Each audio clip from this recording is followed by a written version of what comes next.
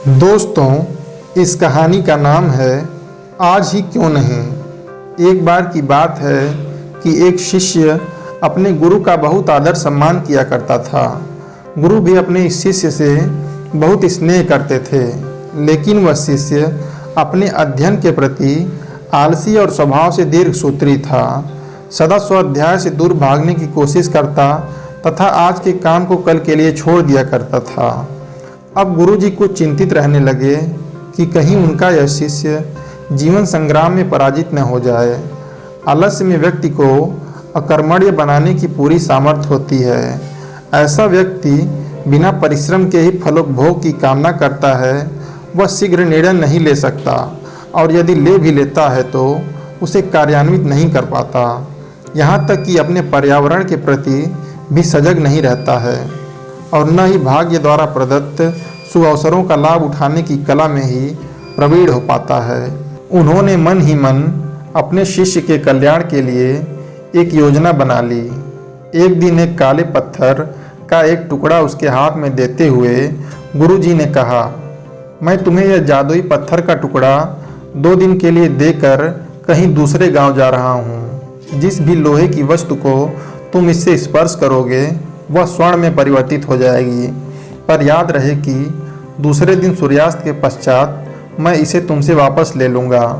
शिष्य इस शुभ अवसर को पाकर बड़ा प्रसन्न हुआ, लेकिन आलसी होने के कारण उसने अपना पहला दिन यह कल्पना करते करते बिता दिया कि जब उसके पास बहुत सारा स्वर्ण होगा तब वह कितना प्रसन्न, सुखी, समृद्ध और संतुष्ट रहेगा। इतने नौकर चाकर होंगे कि उसे पानी पीने के लिए भी नहीं उठना पड़ेगा। फिर दूसरे दिन जब वह प्रातःकाल जगा, उसे अच्छी तरह से स्मरण था कि आज स्वर्ण पाने का दूसरा और अंतिम दिन है। उसने मन में पक्का विचार किया कि आज वह गुरुजी द्वारा दिए गए काले पत्थर का लाभ जरूर उठाएगा। उसने निश्चय किया कि वो बाजार से लोहे के बड़े बड़े सामान खरीद कर लाएगा और उन्हें स्वर्ण में परिवर्तित कर देगा। दिन बीतता गया, पर वह इसी सोच में बैठा रहा कि अभी तो बहुत समय है, कभी भी बाजार जाकर सामान लेता आएगा। उसने सोचा कि अब तो दोपहर का भोजन करने के पश्चात ही सामान लेने निकलूंगा, पर भोजन करने के बाद उसे विश्राम करने की आदत थी और उसने बजाय उठ के मेहनत करने के थोड़ी देर आराम करना उचित समझा। पर आलस्य से परिपूर्ण उसका शरीर नींद की गहराइयों में खो गया और जब वह उठा तो सूर्यास्त होने को था। अब वह जल्दी जल्दी बाजार की तरफ भागने लगा, पर रास्ते में ही उसे गुरुजी मिल गए।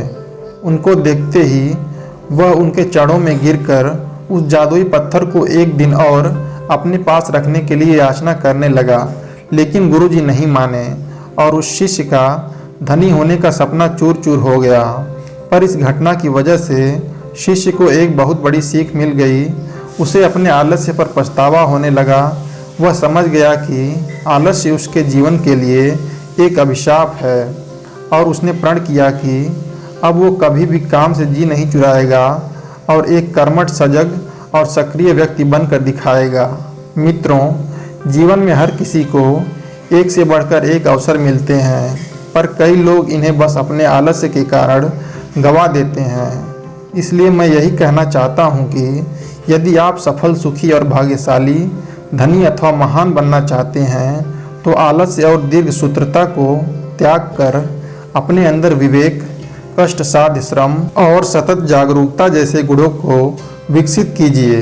और जब कभी आपके मन में किसी आवश्यक काम को टालने का विचार आए तो स्वयं से प्रश्न कीजिए, आज ही क्यों नहीं।